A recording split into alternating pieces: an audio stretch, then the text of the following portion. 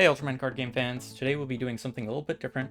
We'll be doing one part of a deck profile and one part of a Galaxy Cup recap. So for some context for everyone here, I had recently gone on a trip to Japan, acquired an Omega Fua plushie, some Mebius Ginga finger puppets, and in addition to all the other merchandise, I took part in as many Galaxy Cups, Challenge Cups as possible when I was in Japan. So for anyone else who's not familiar, here in the States, we don't get a lot of events. Typically, besides some occasional webcam friendlies, we really only get one Galaxy Cup, at least for myself, a month. The event is in LA, fairly long drive, so don't get too many real matches. So this compares to Japan, where they actually have Galaxy Cups or Challenge Cups almost every day, especially if you're in one of the larger cities. Some of these events can go all the way up to 64-person Galaxy Cup tournaments, sometimes more than one even in the same day. So because of this, I was thinking Japanese players will typically end up with more practice and experience than us USA players.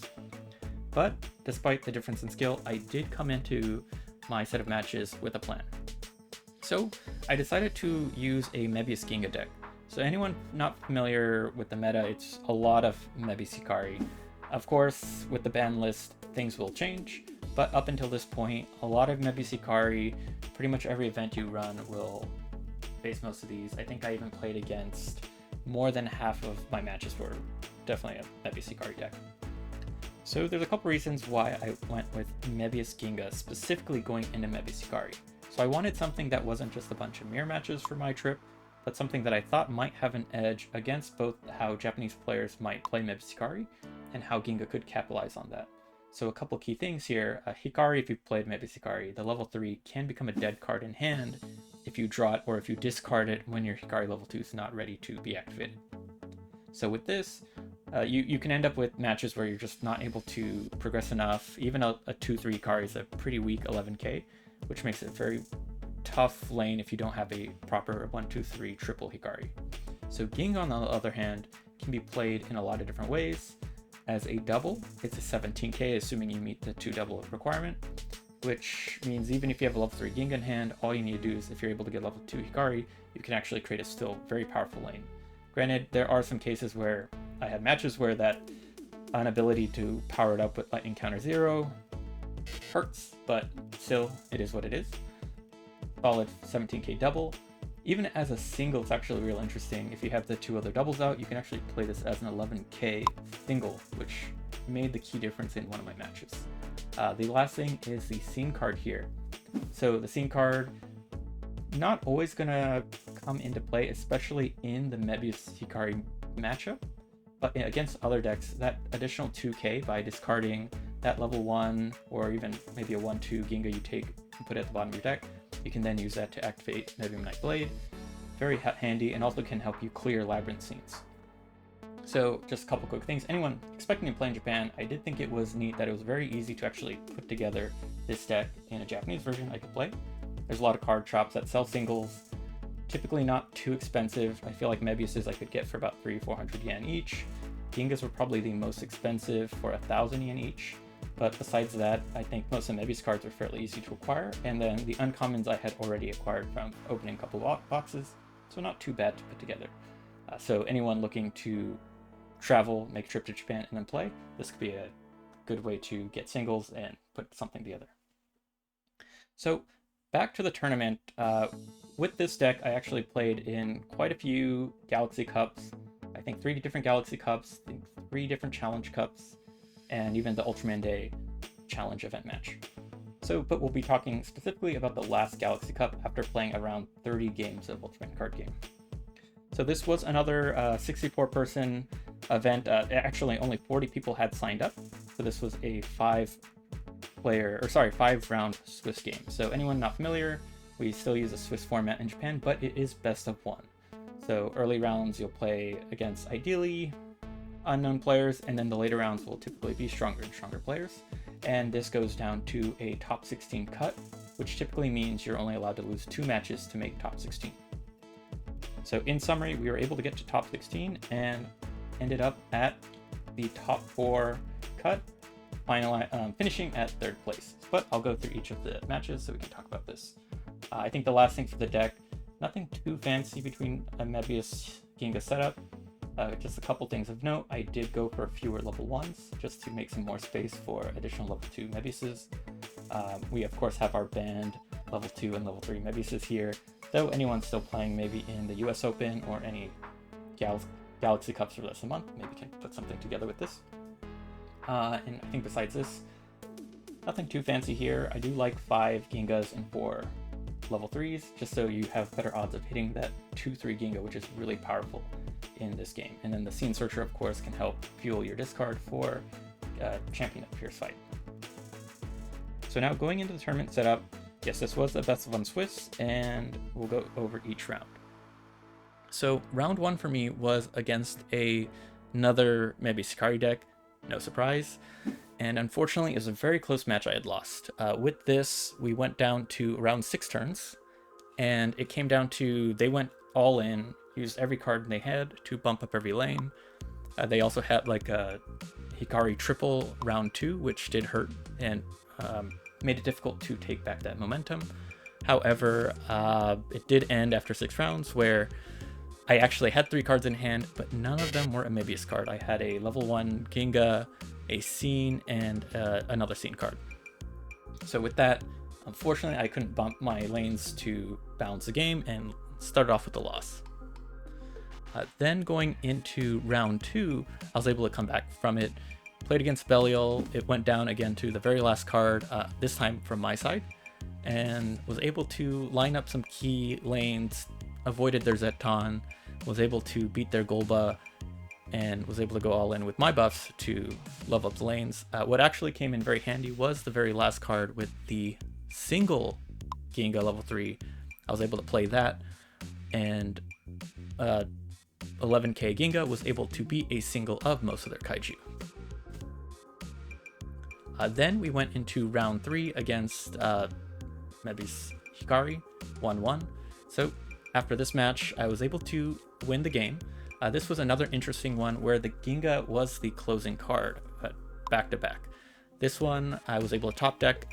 They top deck a level 3 Hikari, and just like we discussed, this can be played as an 11k single, which is always going to be a level 3 Hikari single. Very close match, went to 5 turns, and then I was now 2-1 for Swiss. After that, we went to turn 4. This one was a win on my side. It was a sweep. After turn 3, I had 3 triples on the field, both a Mebius triple. I was able to go straight to a Hikari triple, and with Scene, I was able to swap a double lightning counter 0 for another triple. They didn't have a lot of level 1s in their deck, or sorry, in their hand, and unfortunately could not do much. So those happen. That's the worst part about best of 1, but that's kind of part of playing in this type of format.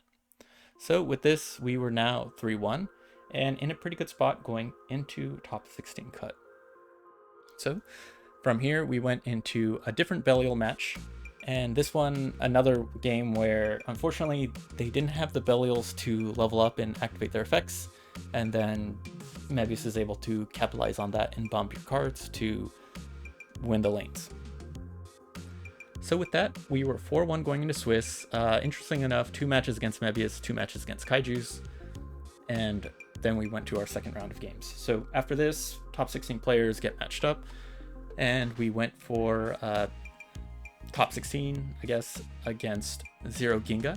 This was also a very close match, scary enough, but luckily I was able to match up my Gingas against their 0 Sluggers, helping me get that to 17k against a 13k, and eventually I was able to play 4 doubles, so even with their Majesty's Medal out, a 17k 0 Slugger still wouldn't be able to beat an 18k Ginga. And the game pretty much went towards till round 5, and I was able to get another Ginga 2-3 out there towards the end and secure that win.